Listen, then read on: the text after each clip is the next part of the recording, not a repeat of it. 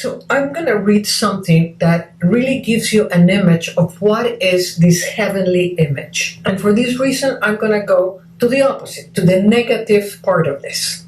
So I'm going to read from Revelation 13 and verse 15. And he was granted power to give breath to the image of the beast. It was authority to give breath to the image. And what is happening in the first Adam? God is making an icon, an earthly image. Man was created in the image and in the likeness of God. And he breathes the breath of life into this icon, into this image. And this breath of life gives existence for that was first in the heavenly, for now to be existent in the earthly realm. And the same thing happened when the Holy Spirit comes upon us. When the Holy Spirit is breathed over us, the breath of God gives existence to our heavenly image down on earth. So what was invisible, untangible in heaven, that image that is you before the foundation of the world, when the Holy Spirit comes upon you, that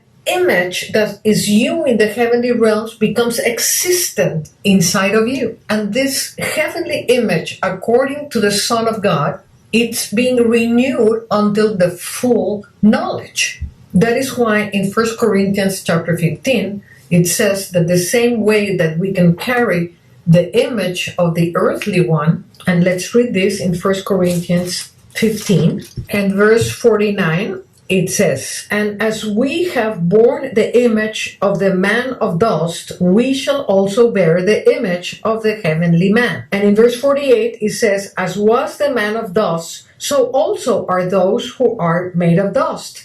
And as in the heavenly man, so also are those who are heavenly. In the natural world, we are according to the man of dust, or the natural man. But in our heavenly nature, we are in the likeness of the heavenly. So let's turn to Romans chapter 8. And please don't forget this heavenly image. This heavenly image is who you are really here. Is the wealth of the glory of God that indwells this earthen vessel. And this is not a concept. And I recall when I was in seminary, they taught me that it was just a theological position that we are seated in heavenly places. But this is not a theological position, it's our reality here on earth. And this is what Paul is saying, that we need to walk according to the manifestation of the truth. And the manifestation of the truth is who we are as we were created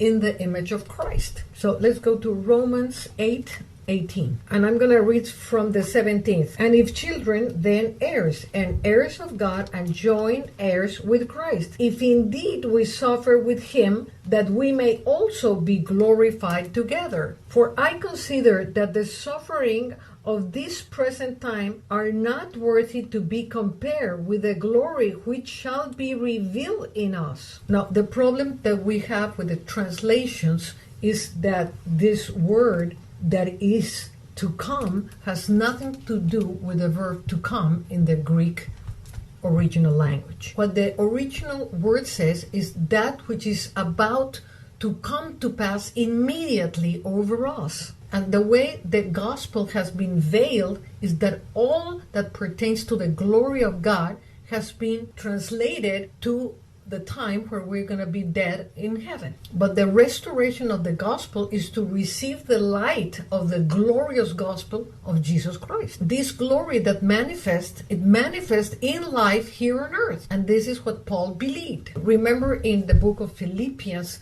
Paul is praying for the power of resurrection to come upon him and to be a co-participant of his sufferings. Why is Paul so interested in the sufferings? He is focusing in us to recognize our weakness. Everything that pertains to the earth, to the physical world, to our mind, all of that needs to be processed so what is divine can come forth from within us. Now, why he is looking forward to be a partaker of his suffering, this is not in the sense of wanting to be tortured. And this has been wrongly interpreted even in monasteries or among the nuns, and they they chastise themselves, they flag themselves to be partakers of the sufferings of Christ. But here Paul is not speaking about this type of suffering.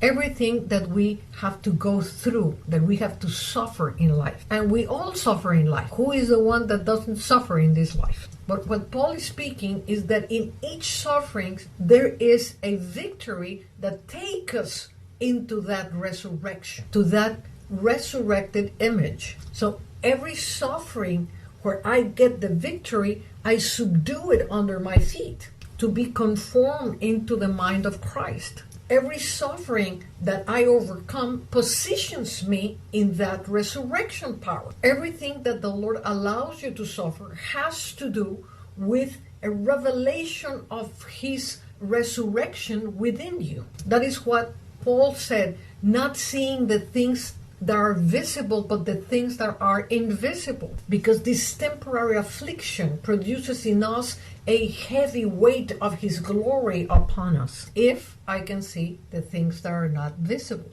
Not seeing the things that are visible, but those that are invisible.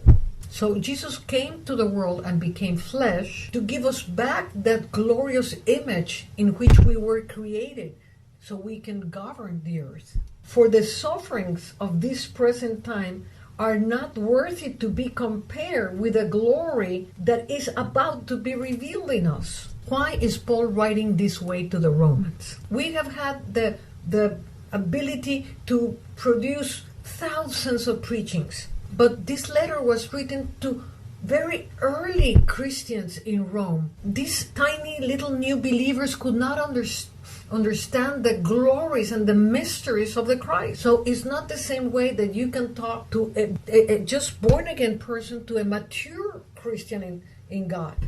Paul was urging that this glory should manifest in them, but he was giving them the milk, the first steps of a Christian life. So obviously this manifested glory does not belong to a little child that doesn't know how to handle the glory. That is why the understanding of who we are as sons of God is a calling that God is doing right now. And I pray to the Lord that you can hear these things with heavenly responsibility.